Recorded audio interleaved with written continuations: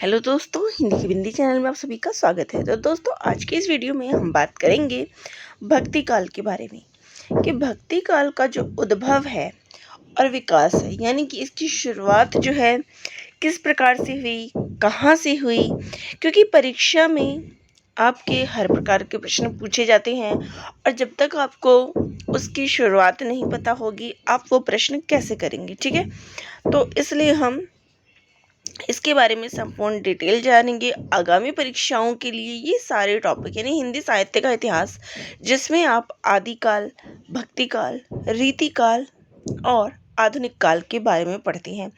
तो आदिकाल के बारे में हमने पढ़ लिया, उससे संबंधित प्रश्न उत्तर हमने किए हैं और अब हम बात करेंगे भक्ति काल की। चलिए शुरू करते हैं। तो भक्ति काल की जो समय सीमा मानी गई है शुक्ल जी के अनुसार यह सर्वसम्मत वो है संवत 1375 से लेके 1700 संवत तक। तो ये भी याद रखिएगा, भक्ति काल हिंदी साहित्य का सबसे महत्वपूर्ण काल है और भक्ति काल को ही क्या कहा जाता है, स्वर्ण युग कहा जाता है। अब इसके पीछे क्या तर्क है, इसको स्वर्ण युग क्यों कहा गया है? क्योंकि इस काल में सूरदास, तुलसीदास, मीराबाई, जायसी ऐसे ऐसे महत्वपूर्ण कवि, उनकी रचनाएं भक्ति भावना की प्रधानता, ये सब चीज़ें देखकर इसको जो है स्वर्ण काल कहा गया है, स्वर्ण युग कहा गया है। ठीक है, राजनैतिक, सामाजिक, धार्मिक, दार्शनिक, साहित्यिक एवं सांस्कृतिक दृष्टि से अंतर विरोधों से परिपूर्ण होते हुए भी इस काल में भक्ति की ऐसी धारा प्रवाहित हुई कि विद्वानों ने जो है इसको हिंदी साहित्य का स्वर्णकाल कहा है। अब आप सोचेंगे कि यहाँ प्रश्न किस प्रकार से पूछा जाता है, तो वो भी मैं साथ साथ बताती जाती हूँ कि इस पर किस प्रकार के प्रश्न पूछे जाते हैं। पहली चीज़ हो गई इसका संवत। अब हिंदी साहित्य के किस युग को स्वर्ण युग कहा जाता है, ये चीज़ हो गई। दो प्रश्न तो यहाँ ऊपर से आराम से बनेंगे। ईश्वर के प्रति जो परम श्रद्धा, आस्था व प्रेम है उसे क्या कहते हैं? भक्ति कहते हैं। नारद भक्ति सूत्र के अनुसार परमात्मा के प्रति परम प्रेम को भक्ति कहते हैं। क्योंकि हम भक्ति काल के बारे में पढ़ रहे हैं। देखिए, काल क्या होता है? समय होता है। तो ये भक्ति क्या है, तो ये पहले हम जान रहे हैं। तो भक्ति शब्द की जो निष्पत्ति है वो भज धातु से हुई है और इसका अर्थ होता है सेवा करना। भक्ति में ईश्वर का भजन, पूजन, अर्पण आदि शामिल होता है। हिंदी साहित्य के इतिहास का वर्गीकरण पर जो इसका द्वितीय काल है उसको भक्ति काल की संज्ञा दी गई है। इस काल में मुस्लिम शासकों के अत्याचारों से आहत होकर हिंदू जनता ने प्रभु की शरण में ही अपने आप को सुरक्षित अनुभव किया और भक्ति मार्ग का अनुसरण किया। भक्ति आंदोलन में नए विचारों का जन्म हुआ। इसने भारतीय संस्कृति एवं समाज को एक नई दिशा दी।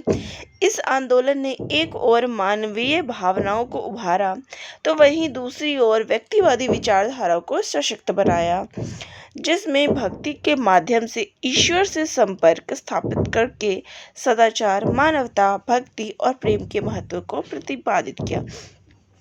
तो इस काल में क्या था, क्योंकि जो देश था उसमें क्या था, मुस्लिम शासकों का जो अत्याचार था वो ज़्यादा ही हो रहा था। तो ऐसे में आदमियों को कहाँ जाना, यानी जब भी कोई मनुष्य प्रॉब्लम में होता है, परेशानियों से युक्त होता है, तो वो भगवान की ही शरण में जाता है। तो इस प्रकार से जो है भक्ति आंदोलन का या भक्ति से भरे भाव का जन्म हुआ और एक तरफ तो मानवीय भावना, भक्ति की भावना, तो वहीं पे व्यक्तिवादी भावना उनके अंदर सशक्त हुई। ठीक है, अब इसके उदय संबंधित क्या अलग अलग धारणाएं हैं वो भी बात करते हैं। तो भक्ति आंदोलन के उदय की व्याख्या सभी विद्वानों, साहित्यकारों तथा इतिहासकारों ने अपने अपने ढंग से की है। चलिए, किसने का, तो सबसे पहले जो भक्ति की शुरुआत मानी गई है वो दक्षिण में आलावर संतों के यहाँ से उत्पन्न हुई। तो कहा भी जाता है कि भक्ति द्राविड़ उपजी लाए रामानंद, कि भक्ति की जो शुरुआत है वो द्राविड़ से हुई है।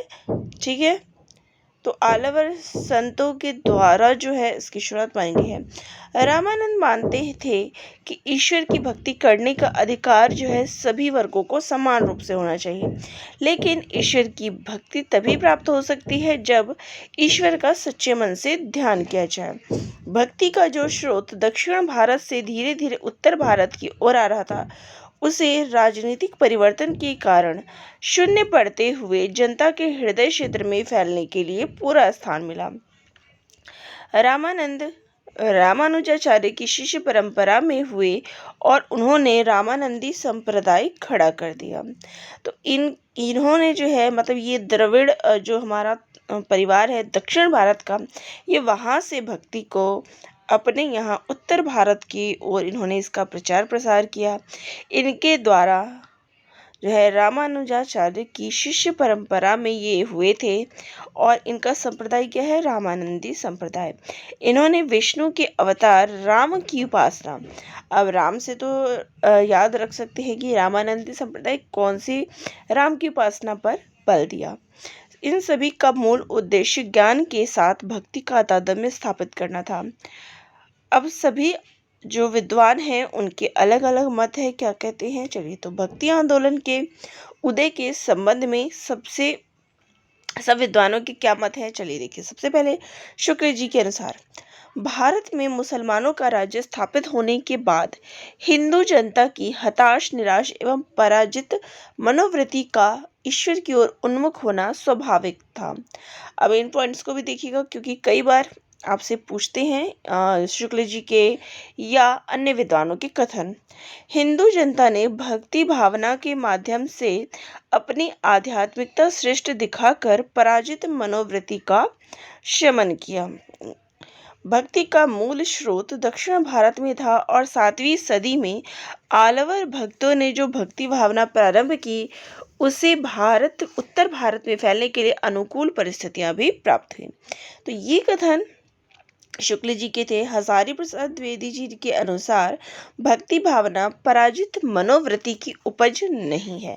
अब इन्होंने क्या कहा है कि ये क्या है? पराजित मनोवृत्ति की बात इन्होंने की है।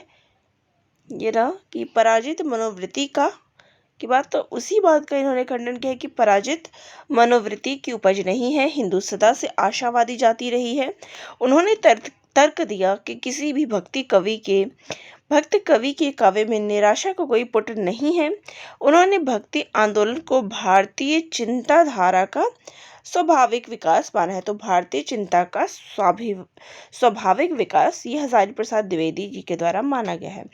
उनके अनुसार मुसलमानों के अत्याचारों से यदि भक्ति की भावधारा का उमड़ना था तो पहले सिंध में और फिर उसे उत्तर भारत में प्रकट होना चाहिए था, पर हुई दक्षिण में। अब गिरिसन के अनुसार क्या है? तो सर जॉर्ज गिरिसन भक्ति आंदोलन का उदय, इसके पीछे ईसाई धर्म को मानते हैं। ठीक है, उनका यह तर्क बिल्कुल असंगत और हास्यपद है क्योंकि भारतवर्ष में भक्ति परंपरा का इतिहास कई हजार साल पुराना है। गिरिसन भक्ति काल को हिंदी काव्य का स्वर्ण युग घोषित करने वाले पहले व्यक्ति हैं। तो पहली चीज यहाँ पे जो आपका प्रश्न आ जाएगा कि गिरिसन किससे इसकी शुरुआत मानते हैं? ईसाई धर्म से, ये हो गया। और गिरिसन ही हिंदी काव्य का स्वर्ण युग जो है भक्ति काल को पहले घोषित किया है। ठीक है, हिंदी साहित्य के भक्ति आंदोलन का प्रारंभ दक्षिण भारत के आलवर संतों की जो परंपरा से हुआ। उस समय देश में क्या थी? राजनीतिक अस्थिरता और अव्यवस्था का दौर था। धार्मिक और जो सामाजिक परिस्थितियां थी वह भी ठीक नहीं थी। जैन और बौद्ध धर्म ने भक्ति मार्ग में अनेक विकृतियां और बाधाएं भी उत्पन्न कर दी थी। भक्ति परंपरा प्राचीन भारतीय ज्ञान एवं दर्शन की एक अत्यंत शक्तिशाली एवं व्यापक अविच्छिन्न धारा के रूप में पहले से ही उपस्थित थी, लेकिन दक्षिण भारत में भक्ति का जो स्रोत फूटा वह पूरे संपूर्ण भारत में धीरे धीरे फैल गया। अब बात करते हैं कि भक्ति काल का जो वर्गीकरण है वह किस प्रकार से हुआ। तो भक्ति काल में इसको हम, या तो मैं यहाँ पे अगर एक चार्ट बना दूं उससे भी आप समझ सकते हैं कि भक्ति काल, इसमें आपको दो धाराएं देखने को मिली, निर्गुण और सगुण की, ये याद रखिएगा तो आपको याद हो जाएगा कि क्या है। फिर आगे निर्गुण भी 2 भागों में विभाजित है, जिसमें आपका संत का धारा आ जाता है और यहाँ पे आपका सूफी काव्य धारा आ जाता है। ठीक है, वहीं पे सगुण में आपका कृष्ण और राम भक्ति काव्य धारा आ जाता है। तो ये बस 4 पॉइंट आप याद रख लीजिए, तो मेन यही है। अब लिखित रूप में आप देखेंगे कि 2 रूप माने गए हैं, सगुण एवं निर्गुण। निर्गुण जिसमें ईश्वर को निर्गुण यानी कि जिसका न शरीर है, न जो निराकार है, अजन्मा, अनादि, सर्वव्यापी है, अगोचर है, उसकी जो उपासना की जाती है तो उसको हम निर्गुण ब्रह्म कहते हैं। वहीं पे सगुण यानी जो हमारे पास साकार रूप में जिसका शरीर है, वो शरीर धारण करके जो अलग अलग लीलाएं आदि का वर्णन होता है, तो उसको सगुण परमात्मा के रूप में जब हम प्रभु को जानते हैं तो उसको सगुण धाराएं कहते हैं। ये धाराएं हालांकि साथ साथ चलती रही और आगे सगुण और निर्गुण धाराएं भी 2 शाखाओं में बट गई। तो सगुण भक्ति शाखा भी आगे 2 भागों में बटी है, राम काव्य धारा और कृष्ण काव्य धारा। राम काव्य धारा के प्रतिनिधि कवि के बारे में बात करें तो वो तुलसीदास हैं, और कृष्ण भक्ति काव्य धारा के प्रतिनिधि कवि की बात करें तो इसमें सूरदास का नाम उल्लेखनीय है। इसके बाद अगर बात करते हैं निर्गुण काव्य धारा की, तो ये भी सूफी काव्य धारा और संत काव्य धारा में विभाजित है। सूफी काव्य धारा के प्रतिनिधि कवि जो है जायसी है, जिनका पद्मावत है।